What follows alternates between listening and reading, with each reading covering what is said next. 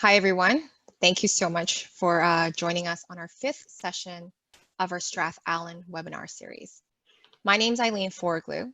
I am a Director of Asset Management at STRATHALLEN, and I have the pleasure today of being your moderator and doing a deeper dive into social media. Social media has been a part of our daily lives for quite some time. I remember my first Friendster account. I used it as a platform to connect with my friends and family. It's been around for almost 23 years. Now let's fast forward almost 2 decades, and there are over 75 social media platforms out there today. And its purpose has ever expanded. I now use it for news, source of entertainment, and a way to look up reviews on services, travel, shopping, and food. I don't just use it for connecting with my family and friends. My phone usage is a great telltale of how often I use it. 60% of my screen time relates to social networking platforms. In 2019, there were around 2.77 billion people using social media, and the average internet user spends 15 minutes longer each day on social platforms than watching TV. The conversion rate is real, and it's moving fast. So social media is not going anywhere if we think it is. It's only going to grow and evolve. So what does that mean for you? It means there is a growing potential to reach and engage large amounts of people through a social media platform or multiple social media platforms. Through today's webinar, we hope to help those who don't have social media because they're overwhelmed by it or don't think that they need it or doesn't apply to their business to realize the benefits of social media. And for our tenants who have social media accounts, we will cover some key trends and tips that we can help improve your feed and how you can manage your accounts in a more strategic manner. So let me introduce you to our panelists today. Next slide, Andre. We have Mira, our national marketing consultant. She has extensive digital marketing experience and understands what is effective and what is not. We also have Max from Hootsuite. Hootsuite is a social media management platform. They help provide analytics on the effectiveness of our social media accounts. That way you can adjust your social media strategy to expand your reach and your engagement levels. Without further ado, I will pass it over to Mira. Thank you, Eileen. Well, you probably feel that digital marketing and social media is overwhelming, but we feel that you can do it. If everybody's done it, you should too. And we're here to provide you with some simple rules and tips when you're setting up and managing your account. And we all felt, as Eileen said, in recent years, the world has changed a lot. And only within the last 3 months, we have witnessed a massive shift to digital in all aspects of our daily lives. In particular, the marketing landscape has changed due to the rapid improvement in technology and the need to serve and reach our customers when the physical aspect was restricted. You unfortunately felt this as your store had to close for your safety and that of our communities. There are some key pointers I would like to emphasize today before we actually move on to some of the more practical stuff. Despite all the changes, you always have to remember that humans are still central to the marketing of our businesses. Even more so in the age of social media, smartphones, devices, and just it's estimated that people have an average of 9 devices that they use to connect. So keep that in mind and make sure that even when you're setting up your social media, you always have a people-centered approach. Your sales and marketing have to create value for your customers. This is how they will engage with your brand. This is how you have higher success rates in converting your leads to sales and consequently having loyal customers for a longer period of time. You probably heard of the customer journey that everybody talks about, but it actually doesn't end with sales. Let's just think of the modern consumer who is hyper-connected and hyper-bombarded. Giants like Amazon and Uber, for example, created this single login, very easy process, which also speaks of ease and speed. So unfortunately, in marketing, we have this term that we use, which is called spillover. And that speaks for brands that are creating this VAP experience for the customer that you also have to follow, because this is what people expect nowadays. So as I mentioned, converting is not enough anymore. You need to follow up with them. Ensure that they're happy even after they've purchased your product or they came and enjoyed the services you provide. Make sure you add personalized messages after they visit. Don't be afraid to ask for feedback, especially if you're confident in the product or service you've provided. And then you will hear more and more about omnichannel. It's been with us for a while and it's here to stay. We talk about these multiple touch points and you're probably wondering, what is this?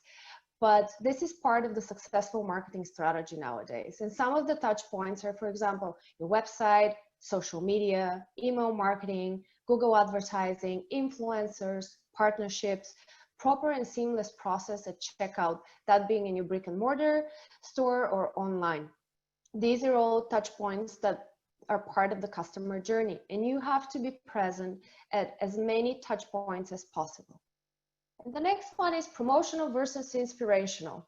I want to emphasize this because quite a lot of brands out there nowadays, when they think social, they think it's let's just put all of our promotions and sales out there and hope the customer will see it, love it, and purchase.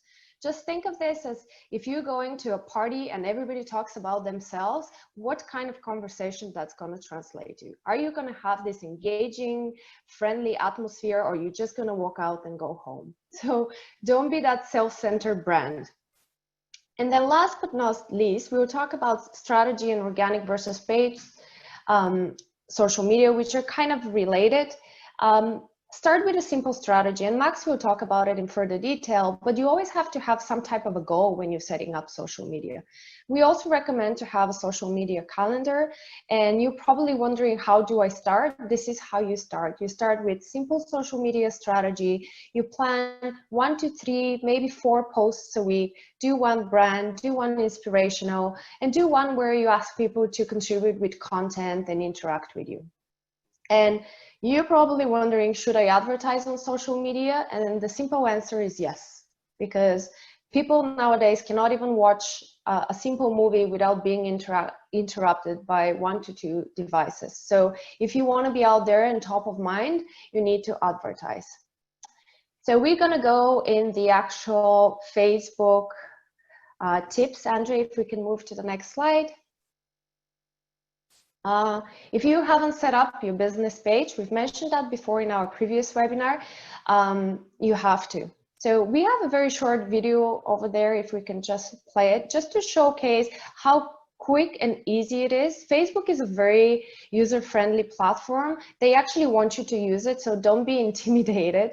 It's very simple steps. You just follow, and you have to obviously have the information handy, and you pick your retail store or category, and you can technically be set up on Facebook for 15 to 20 minutes if you have all of the information available.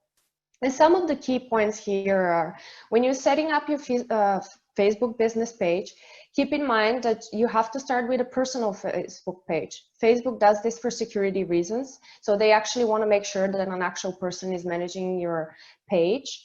And also, if you're adding admins, they also have to be aware that they're going to be using their personal page. No personal data is exchanged here. This is strictly for security purposes.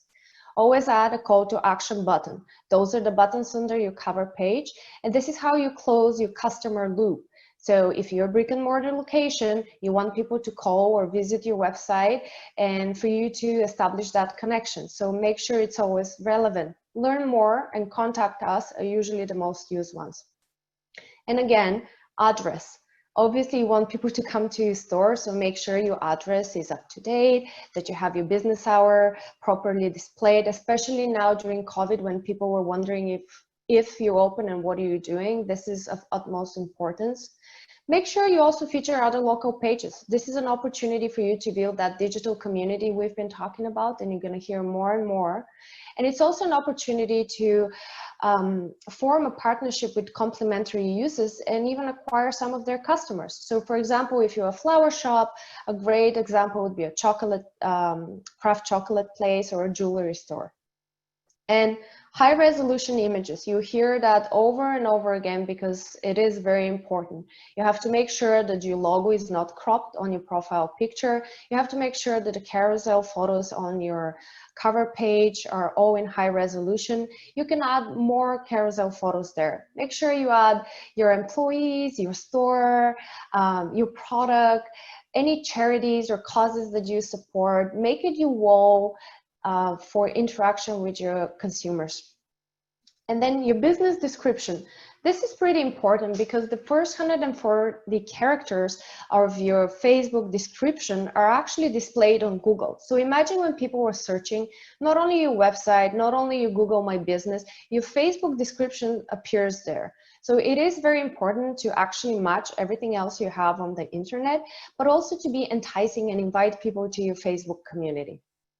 And some of the best practices for Facebook, one that I personally find very important is, as we have so many social media accounts across the country, and you know, people come and go in companies, you have to have a second admin for your business page. This is to ensure first that if somebody leaves your company, you have the ability to revoke their access, add somebody new, and make sure you're in control of your own social media assets.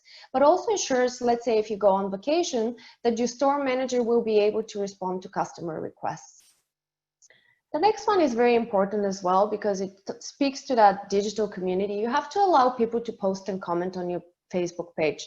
This is that open communication that we enjoy as customers. We want to be able to communicate to the brands that we love. So always put yourself in the shoes of the consumer in a way, but also set up filters for profanities and some unwanted content that people may be posting on your page. So you always have to monitor this. The next one that I personally find very helpful, you can set up automatic replies on Facebook Messenger. Nowadays, people more and more like to just send a quick message on Facebook and ask you a question rather than picking up the phone. So make sure that you have an automated reply if you're not available to answer any question. People nowadays expect a reply within 16 minutes of sending an inquiry. So if you have that automated one set up, this will allow you to have some more time to craft your response. And again, emphasizing that your displayed information should always match what you have on your website and Google My Business.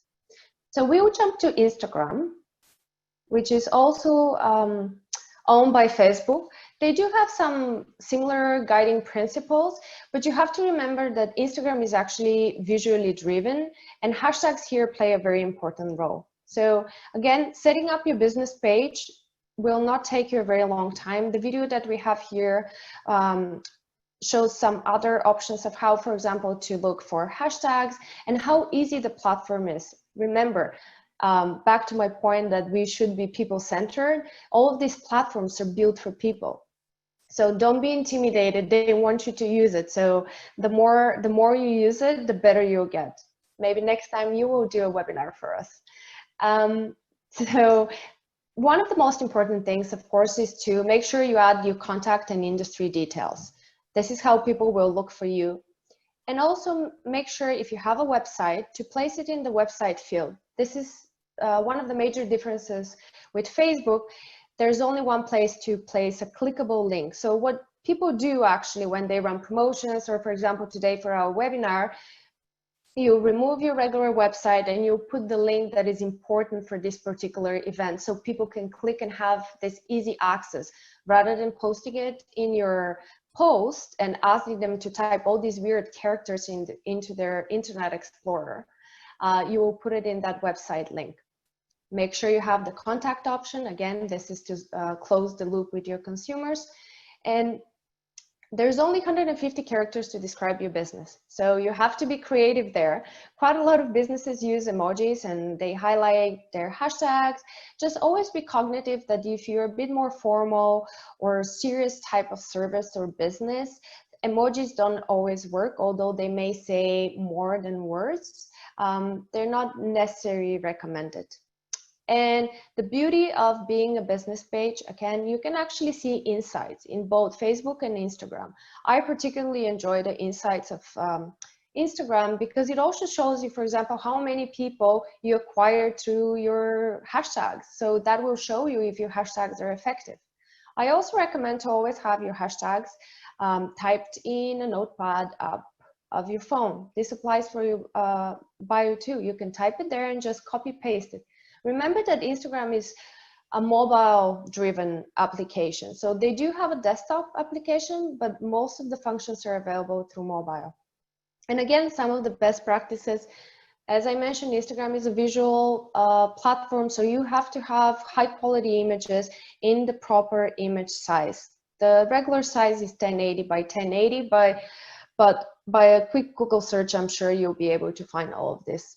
Relevant hashtags and call to actions. So the relevant hashtags video that I've typed there, that we have there, the moment you type a search result, for example, you can actually see how many people use that hashtag and you can follow it. So let's say you're a flower shop, as we have here, you can type this and you can see that there's 4 million posts with that hashtag. This is like a library that you can browse through and see successes, you can see failures, you can learn so much. So make sure you follow all these relevant hashtags to learn daily.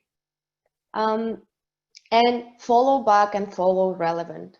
Instagram is an algorithm-driven platform, so make sure you follow back your customers. You want something from them, you have to be part of their life, engage with their comments, engage with photos or information they're posting.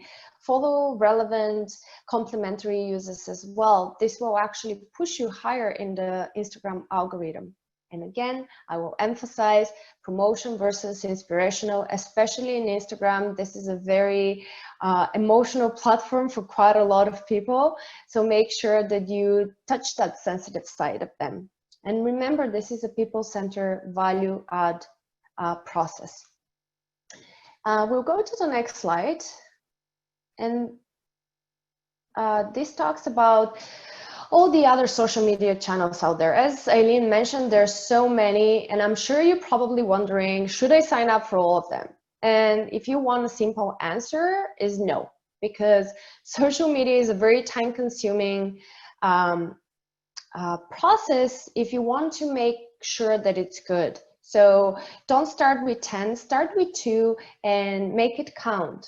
You don't want social media to take away actually from your business. I even recommend, if you find setting up or maintaining your social media to be challenging, hire an agency, because you don't want your business to suffer because you're trying to be online. They should be seamlessly working together. I know that probably for you, you're thinking, oh, you don't have the resources, especially now during COVID, but just think of the return on investment when you're doing these things. You have to be online. So having a smaller agency, some of them work with smaller businesses and they have flat fees, or they will offer you an opportunity to teach you and start the process for you, create a content calendar so you don't have to worry about it. So I'm sure there's quite a lot of hybrid opportunities for you that will be cost effective.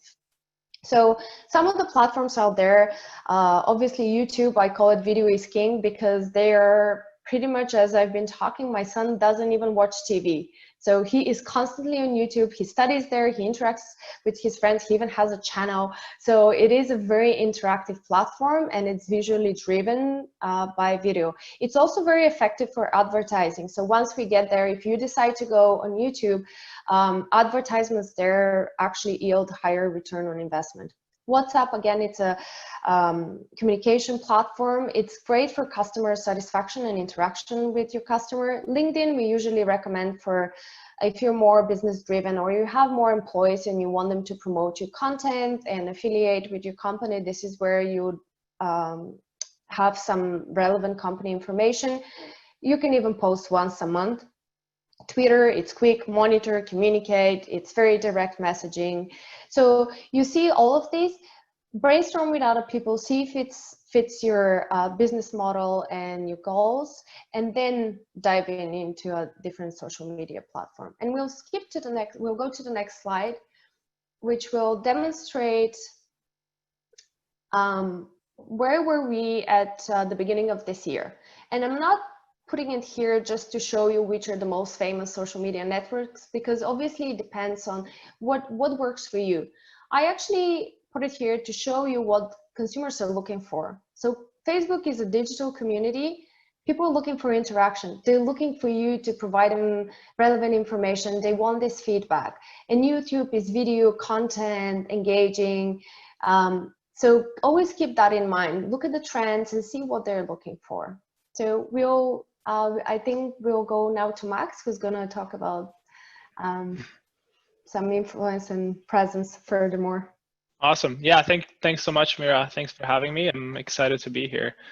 Yeah, so Mira talked a lot about how to set things up and really laid a great foundation. So what I'm going to focus on in the next few slides here is really talking about how do you establish a presence, and then also how do you grow. Before we dive into that, the one thing that I really want to highlight, which Mira touched on as well, is that social media shouldn't be something that you're really worried about, and that is really something that you just see more as a chore. It should really be in line with your overall business strategy. So this is how I want you to think about it. It's like, how can I use social media to my advantage to achieve my business goals? So if we go to the next slide here, I've listed a few possible business objectives and goals that are very common. So depending on your business, some of these might be more relevant than others. But what I want to highlight here is really just, as I said, social media shouldn't be something that you do on the side of your desk that's really daunting and taking up too much time. It should really be something that you see a return on investment on, and that really helps you achieve your business goals. So it all starts with really understanding and defining your overall business strategy and your business goals, and then finding ways to use social media to your advantage to achieve those.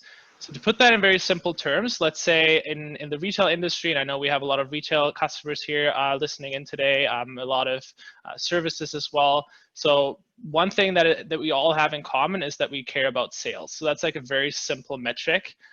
We all want to achieve sales, and probably depending on your business, you might have quarterly goals, you might have monthly goals. So if we take that, that's a great example where social media can really help you.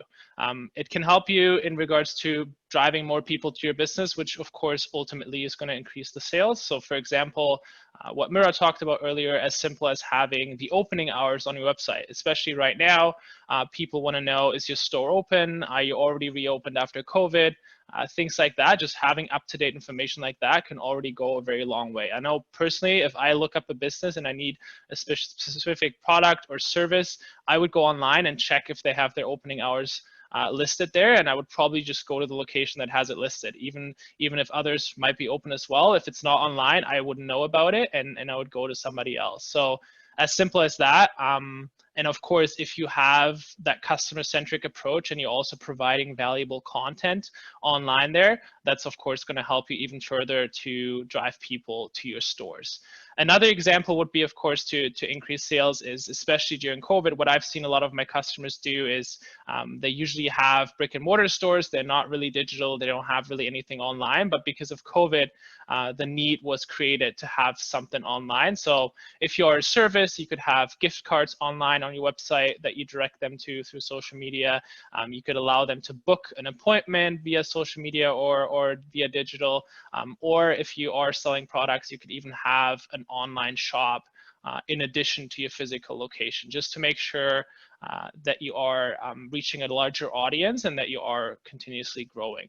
So yeah, to wrap this slide up, really the point that I want to get across here is really find ways how you can leverage social media to your advantage to reach your business objectives and goals. Next slide, please.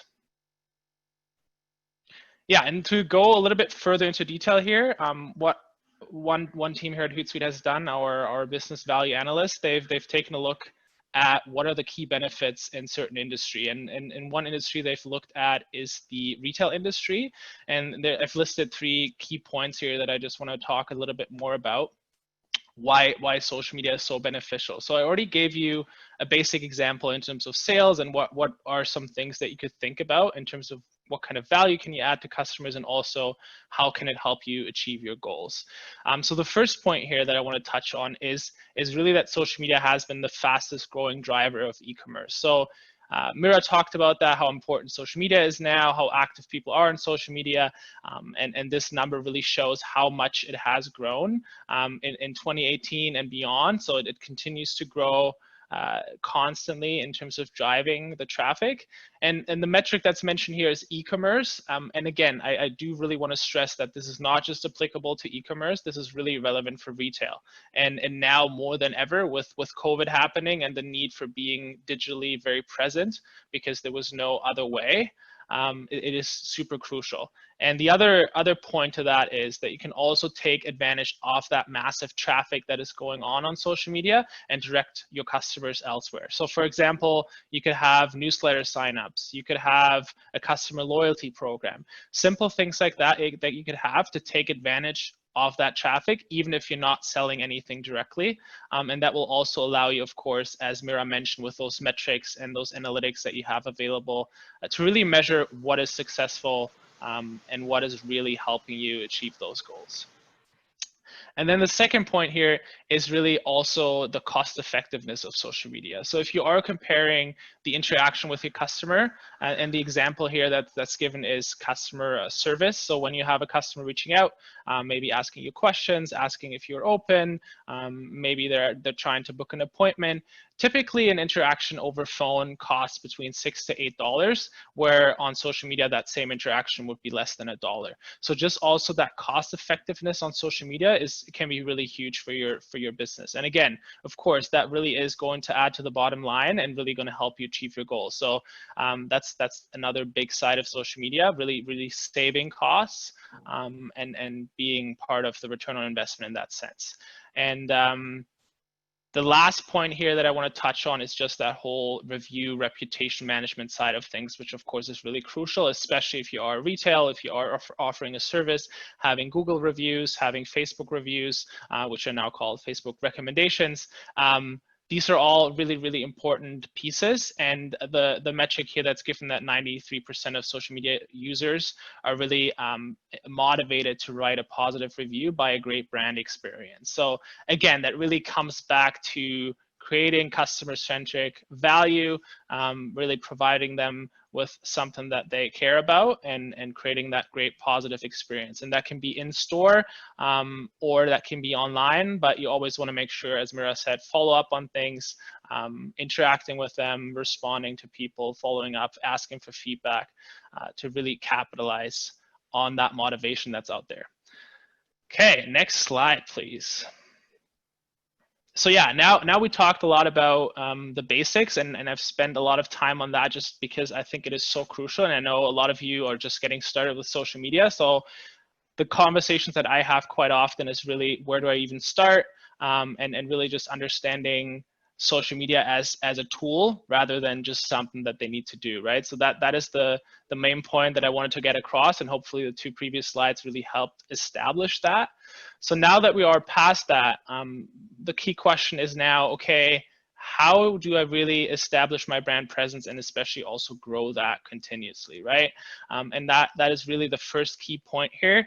This is a continuous process, and that's why it's visually presented as a circle here. It's not something that you do and you're done, as opposed to that first setup that Mira showed you, like how to set up your Facebook page. That's like a one-time thing, where your overall social media presence is never going to be something that you do and you're done. It's something that you continuously will work on and continuously will improve on, just like your regular business. So everything here basically boils down to 4 core elements that I want to touch on in more detail. And if you really focus on these 4, you're really going to be very successful in social media. So the first thing, everything really starts with content. So we talked a lot about content in this whole presentation already, but what is really relevant and key here is, first of all, definitely quality over quantity. And you want to make sure that the content that you post is really relevant to your audience. And as Mira said, you don't want to just promote your own products all the time. You need to make sure that you are actually providing value to your customers. So to give an example, I know it's sometimes a little bit hard to imagine this if you're new to this. So let's say you are a flower shop. You could post about your promotions and tell people about, yeah, maybe certain flowers on sale, but you don't want to always do that because this is just going to bore the audience, and it's going to be, as Mira said, very, very focused, self-centered on your brand. So a great example of a post to change things up would be, maybe you could give some advice and recommendations for people that have flowers or plants at home, how to care for them. Maybe you talk about how you do it in store. Maybe you give some recommendations how to create a bouquet of flowers. Things like that that are actually relevant to an audience that cares about flowers, that is interested in flowers, can really go a long way, and ultimately is also going to help you sell more flowers without being too obnoxious about it. So yeah, really that first point is really key, to have regular and relevant content, really making sure that you post on a regular basis with relevant and valuable content. And then the second point to that, which of course really goes hand in hand with that first one, is now that you put out that great content and you have your audience really responding to it, you need to make sure that you also engage with your audience. So if customers have questions about it, if customers leave feedback, even if it's just saying great, awesome, anything like that, you do want to make sure that you reward them for that behavior and you encourage them to continue doing that, because that engagement is ultimately going to lead to bigger reach, and you're going to reach a bigger, broader audience and acquire more customers that way. So you really want to make sure that you yeah, really take care of that relationship. Very, very similar to what you would do in store. Like if a customer thanks you for something, you would have a conversation with them. You wouldn't just leave that unattended. And that same thing goes for social media, and even more there because there's so many people watching. Yeah, and the other point to that is not just replying. It's also just things like liking, and as Mira said before, if you have hashtag search set up, that's another great way you can engage with other posts. Maybe customers have posted on their own social media. That's also a great way for you to further strengthen that relationship and also further grow your social media presence. Moving on to the third point. The third point really, again, this is an ongoing process and a nice little circle here. So what you want to continuously do at the same time is, of course, you really want to track and analyze how you're doing. And the first point to that would be that you need to have goals that you're tracking towards, right? So what I mentioned earlier in terms of having a strategy and relating social media back to your business objectives, this is really key. And you also want to, in that same sense, set up some social media goals for yourself. So maybe you have a certain amount of followers that you want to grow by in the beginning. In the beginning, I totally understand that it might be pretty hard to set up goals if you're completely new to everything. But even then, you can set some very vague goals and adjust them over time. It is just really, really important that you are consistent with it and you know what's going on. So you really want to have regular analytics reports to really see how you are doing over time, to really even be able to tell if you are moving in the right direction or not. And that leads me to my last point. If you have the content out there, if you are engaging with your audience and you are tracking continuously, then you want to also make sure that you take those insights that you're gaining from all of these activities to really adjust your social media strategy, to really adjust your activities, to really make sure that you are improving over time. So the goal should always be, of course, that overall you're going to grow and you're going to do better than yesterday. So this is really, really key. And you want to take not just your analytics reports into consideration and what you're doing on your end. You also, of course, want to listen to your customers and your target audience to hear their feedback. And that can be in store, that can be online. No matter where the customer voices their opinion, you want to make sure that you are there to listen to them and adjust accordingly. Yeah, so this wraps it up from my end with this. Hopefully that was helpful. And yeah, these are really the 4 key pieces that I think you should focus on for establishing and growing your presence. Thank you so much, Max. That was wonderful. I guess some of my social media, the people I follow, they've followed all that circle and continue to follow it because I'm consistently engaged, and I thought it was just random, but it's not. It's very strategic. I'll let Mira go into some of the key trends and what's next to come in social media. So we're not going to spend a lot of time because this is a whole day. We can look at predictions, but these are the ones that I found that are here to stay, and they're becoming very engaging for our consumers. So my favorite video is king. So that doesn't mean you have to go on YouTube.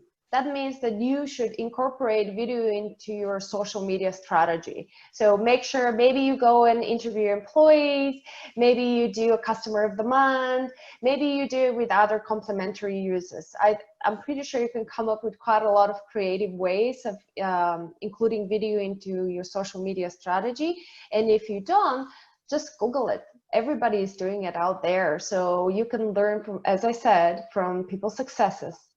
Life is key. So this goes back to the video. Life is becoming more and more prominent. Maybe it's because people are shifting from that idea of the TV and being that outdated medium, but they're actually engaging with live interactions on Instagram and Facebook respectively. So if you're doing an event, if you're doing either digital or in your store, it's a great idea to incorporate live.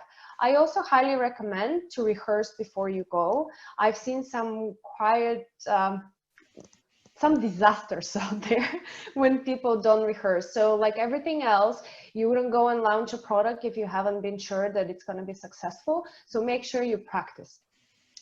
Engage with influencers. They've been here for a while, but we're seeing more and more people are trying to engage authentic brand ambassadors. So we highly recommend, I'm sure if, let's say you're a fashion store, there are quite a lot of people out there that are dedicating a lot of time to talk about fashion. So why not bring them on your side? Partnerships, we touched upon it earlier. Make sure you work with complementary uses. We only succeed as a community, not in isolation. So that applies digitally and in person. Augmented reality and virtual experiences. This is one of my favorite, to be honest, because especially during COVID, some of the brands that I've been following that are doing virtual tours, or even in the residential real estate, people are now going and looking at units virtually because they've been restricted to go in person. So think about it. Even Google started implementing the Google View, and some of the buildings you can actually walk in and see what's going on. Personalization and interactive content. This is pretty cool because as I spoke about this VIP consumer who thinks, okay, it's not enough I only purchase a product or I came and visit for a massage. I want more because I have the purchasing powers and everybody wants my eyeballs. So you have to come up with ways where you actually give that personal touch to them. Maybe you add a personal note or you personalize the product with their name. So always make sure that you do that extra step, not only because they expect it, because you want to be ahead of the competition. So I think this is it pretty much for us. I'm sure if we have some questions, or we always open for So your feedback. I really want to thank Mira and Max. I think for our audience today, if you haven't started social media, I hope this has motivated you and given you reasons, and I hope that you can start your social media account and it's not overwhelming. And even though it seems to be overwhelming at first, we're here to help. And I think Max will be able to give you some key tips and things that Hootsuite can provide you to get started. Right? And once you get started, I think it will be easier. So let's move over to our questions. We have a couple of questions from our viewers. First question, how do I get started and how much time should I commit to social media marketing? Maybe Max, you can kind of field that one for us? Yeah, for sure. Yeah, so I know it's tough to start, and that's probably the most daunting part of the whole experience. So what I would generally, we have a great guide to get you started, and I can share that with you guys after this webinar. It's like a 8-step, I think, a document where it outlines really everything in detail, and you even have links to what Mira showed you earlier, like how do I set up my Facebook page. So it also goes into detail for the technical side of things. So I think that is an amazing starting point if you are completely new to social media. For the more advanced users, we also have, if you are interested in going more into detail, we also have some Academy courses for free. So our Hootsuite platform certification, the course material itself is free. And our Academy team has also actually agreed to give away a few free certifications for the social marketing certification, which is basically the 8-step guide in detail with videos and multiple choice questions to really make sure that you are actually retaining that information. So that's something that I'm happy to share.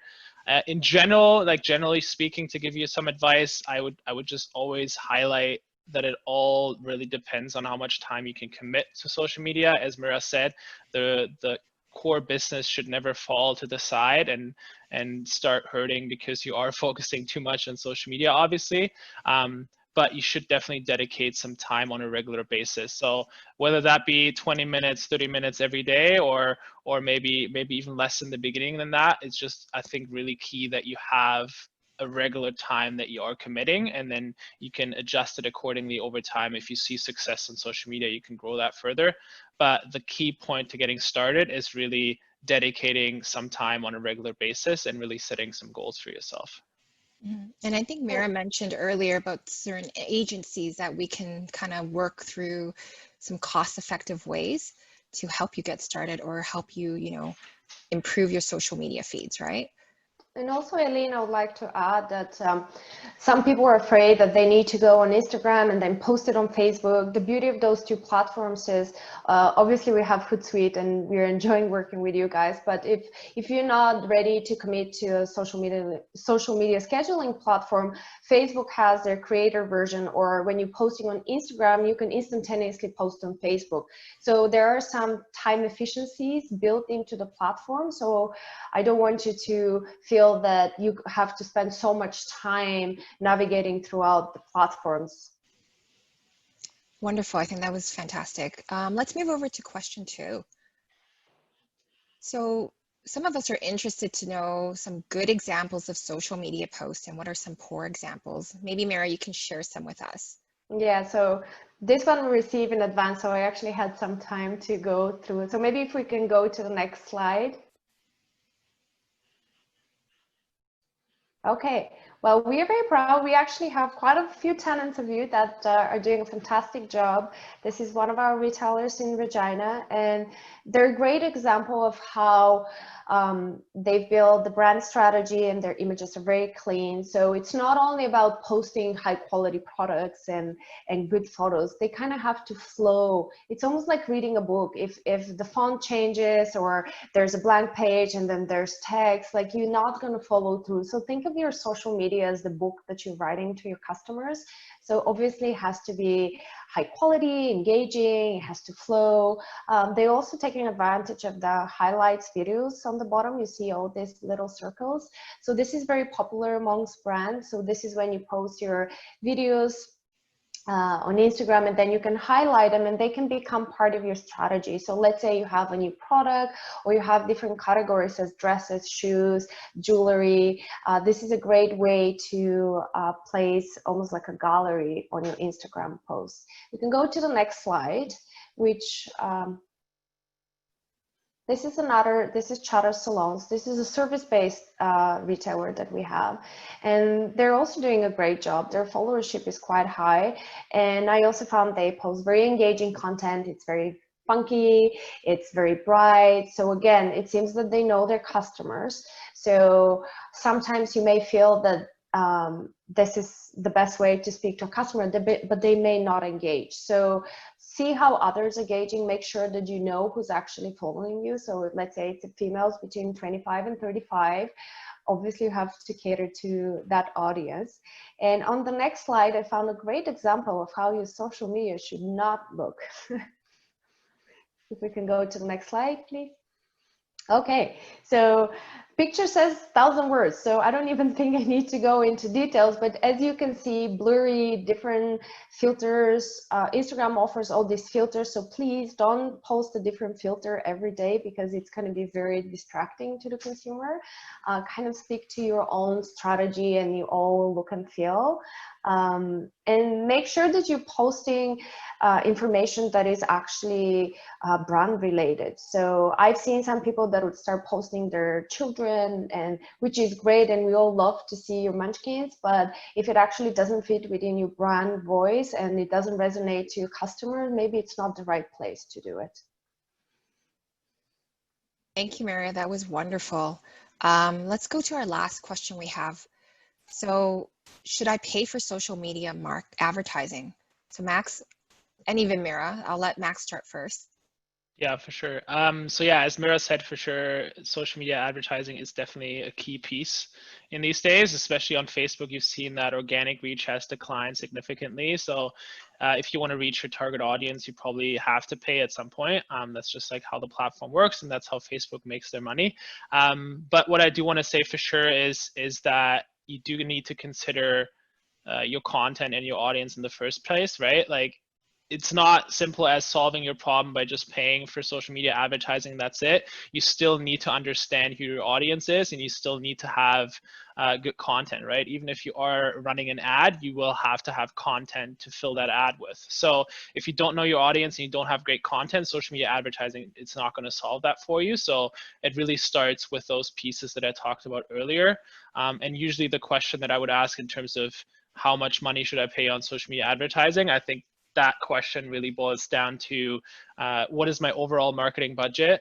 And then you should dedicate some portion of that definitely to social media, as we've seen how important social media is now these days.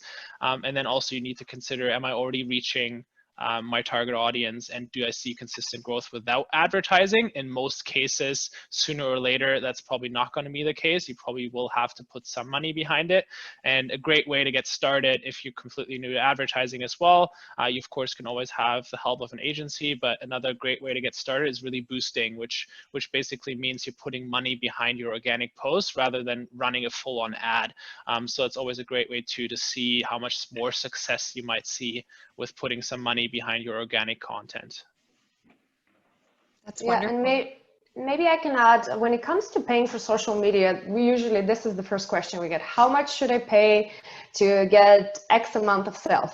So it always starts with an audience. So Facebook is a great tool where you can actually see a very drill down audience. So let's say you only want to target people within particular age group, people that have interest in daycare or children's toys. So Facebook provides all of these filters for you, and it actually provides you with a guidance for how much is good to pay a day to reach a certain amount of people. So if you let's say have, as Max said, a dedicated marketing budget for the month, Facebook will guide you. It is very user friendly, and even if you use an agency, they will be able to provide you with the Facebook guidelines for daily spending. Yeah, the only other thing to add to that was a great point. In terms of how the pricing works for Facebook, it's basically you're paying cost per click. So the more generic your targeting is, the more expensive it's probably going to be. So what that boils down to again is, like, the better you know your audience, if you really have a niche audience, you can really target that specific audience and probably even do that very cost effective. So again, it really comes down to knowing your audience well, being very connected to your customer, and really leveraging that. Mm-hmm. Well, I think that's wonderful. That wraps up our webinar today, and I want to thank Mira and Max again. And we've posted Mira's contact information here because I hope that there's some follow-up questions. There's, this has created some interest for you and you want to learn more. And also through Mira, we can direct you to Max, who has offered graciously some free certifications that can help you improve your social media feeds and the way you manage your social media accounts. So thank you again, everyone. And if you haven't done so, please join our YouTube account and subscribe to us as well. It's the STRATHALLEN YouTube account. So thank you again and have a great day. Thanks a lot. Thank you. Bye-bye.